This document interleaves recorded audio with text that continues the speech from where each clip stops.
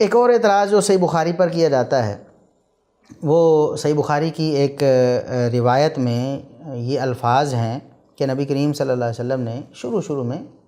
جب وحی آئی اور پھر بند ہو گئی تو آپ بہت پریشان ہو گئے، اور پریشانی کی وجہ سے آپ نے ارادہ کیا کہ میں پہاڑ کی چوٹی سے اپنے آپ کو گرا دوں، یعنی خودکشی کر لوں۔ یہ الفاظ ان پر بہت بڑا طوفان اٹھایا جاتا ہے اور کہا جاتا ہے کہ دیکھو نبی کی توہین صحیح بخاری میں، اور اس طرح کی باتیں۔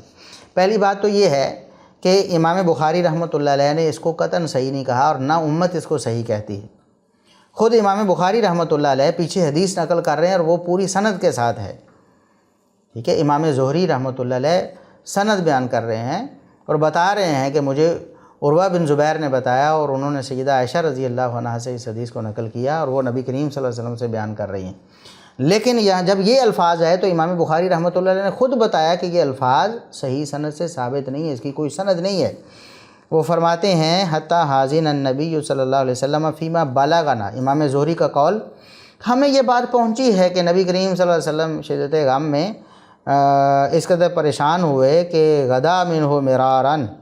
کئی یتردى من رؤوس شواہق الجبال، کہ آپ صلی اللہ علیہ وسلم نے کئی دفعہ ارادہ کیا کہ میں پہاڑ کی چوٹی سے اپنے آپ کو گرا دوں۔ پہلی بات تو یہ ہے کہ نہ امام بخاری نے اس کو صحیح کہا، امام بخاری تو بتا رہے ہیں کہ اس کی سند نہیں ہے، یہ امام زہری کو کہیں سے پہنچی ہے، یہ کوئی پتہ نہیں کہاں کس نے پہنچائی ہے، تو اس کی تو سند ہی نہیں ہے۔ امام بخاری خود بتا رہے ہیں بھی بے سند بات ہے، امام زہری کے آگے اس کی کوئی سند نہیں ہے، امام بخاری بتا رہے ہیں۔ اور امت نے بھی یہ نہیں کہا کہ یہ صحیح ہے،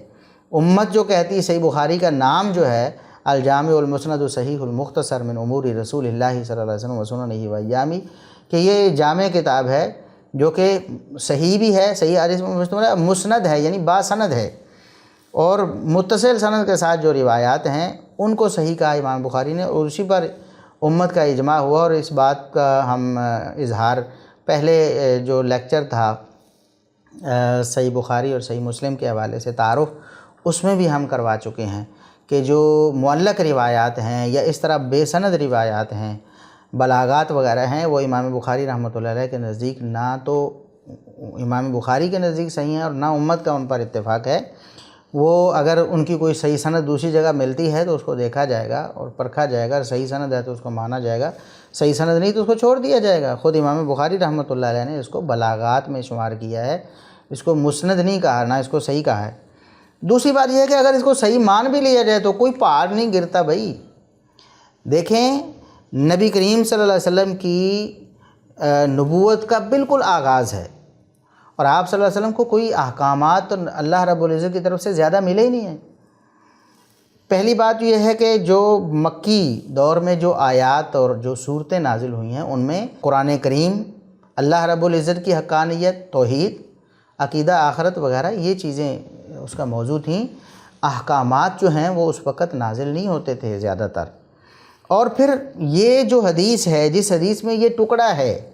یہ حدیث بالکل ابتدا کی ہے، جب ایک دفعہ وحی آئی ہے نبی کریم صلی اللہ علیہ وسلم پر پھر رک گئی ہے، یہ اس دفعہ، اور اس میں بالکل یہ الفاظ موجود ہے اس روایت میں کہ اول ما بدی بہ رسول اللہ صلی اللہ علیہ وسلم من الوحی، سب سے پہلے جو وحی کی ابتدا ہوئی رسول اللہ صلی اللہ علیہ وسلم پر وہ ایسے ہوئی، اور اس کے بعد پھر اچانک وحی رک گئی تو آپ صلی اللہ علیہ وسلم کے بارے میں یہ الفاظ آئے۔ اگر یہ الفاظ ثابت بھی ہوں تو یہ بالکل ابتدا کے ہیں،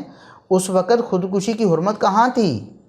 یا تو آپ یہ ثابت کریں نا خودکشی کی حرمت نازل ہو چکی تھی اور حدیث میں ہے کہ رسول اللہ صلی اللہ علیہ وسلم نے خودکشی کا ارادہ کر لیا۔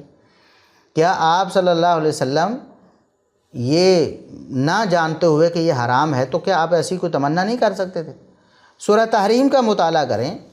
جہاں واضح طور پر دو ٹوک الفاظ میں اللہ رب العزت نے فرمایا یا ایھا النبی لما تحرم ما احل اللہ لک، اے نبی آپ اس چیز کو کیوں حرام قرار دے رہے ہیں جو اللہ نے آپ کے لیے حلال قرار دی۔ شاہد تھا نا، آپ صلی اللہ علیہ وسلم نے اپنے اوپر اس کو حرام قرار دیا۔ اللہ نے فرمایا کہ اے نبی آپ کسی حلال چیز کو اپنے اوپر بھی حرام نہیں قرار دے سکتے۔ تو جب اللہ رب العزت یہ فرما سکتے ہیں اور نبی کریم صلی اللہ علیہ وسلم تمنا کر سکتے ہیں، بلکہ اظہار کر سکتے ہیں کہ آج کے بعد شاید میرے اوپر حرام ہے، تو جو چیز ابھی تک جس کی حرمت نازل ہی نہیں ہوئی، جو اللہ رب العزت نے ابھی حرام ٹھہرائی نہیں، اس پر کوئی دلیل نہیں ہے کہ اللہ نے حرام قرار دیا اور نبی کو بتایا ہو کہ خودکشی حرام ہے، اس کا اگر ارادہ کر لیں نبی کریم صلی اللہ علیہ وسلم اور یہ ثابت بھی ہو جائے تو اس سے کوئی پہاڑ نہیں گرتا اور حدیث پہ کوئی حرف بھی نہیں آتا ہے، جبکہ صحیح بات یہ ہے کہ یہ حدیث ثابت بھی نہیں ہے اور نہ امام بخاری رحمۃ اللہ علیہ نے اس کی صحت کا دعویٰ کیا ہے، لہٰذا امام بخاری اور یا صحیح بخاری پر اس کو اعتراض بنانا یہ بہت بڑی بیوقوفی ہے اور کم علمی اور جہالت ہے، اس کا نہ تو صحیح بخاری پر کوئی اثر پڑتا ہے نہ امام بخاری رحمۃ اللہ علیہ کی ذات پر۔